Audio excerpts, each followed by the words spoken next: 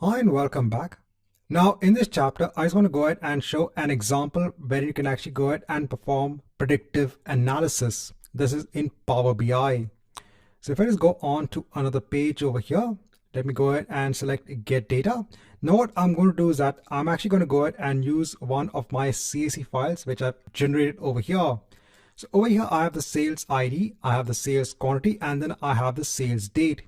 Now what I've gone ahead and done is that I've just gone ahead and generated data for just the first 3 quarters in the year. I have not generated data for the last quarter in the year. So let's go ahead and use this data set. So this is on my local machine.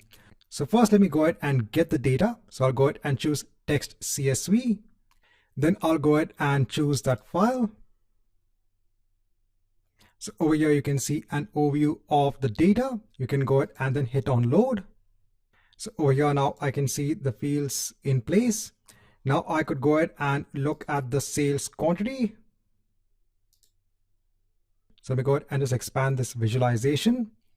Now I want to go ahead and use now the sales date, which is a date hierarchy over here. So you can see it is based on the year, the quarter, month, and the day. This is based on the data in the CSV file. So let me go ahead and again choose this particular visualization. Let me go ahead and take the date hierarchy and put in the axis.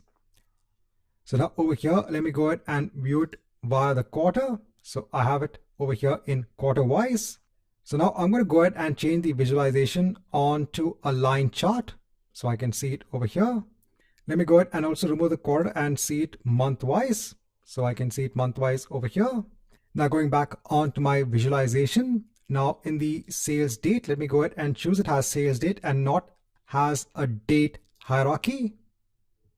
Right, so now we have a different viewpoint of our visualization. Now if I go on to the analytics over here, now over here you have something known as forecast. So please know that only after executing this series of steps, you'll actually go ahead and get this forecast in the analytics section of Power BI. So if I go ahead and choose that in terms of the forecast, let me go ahead and add a forecast. So over here, now you can see that we have a forecast of the sales quantity for the last quarter.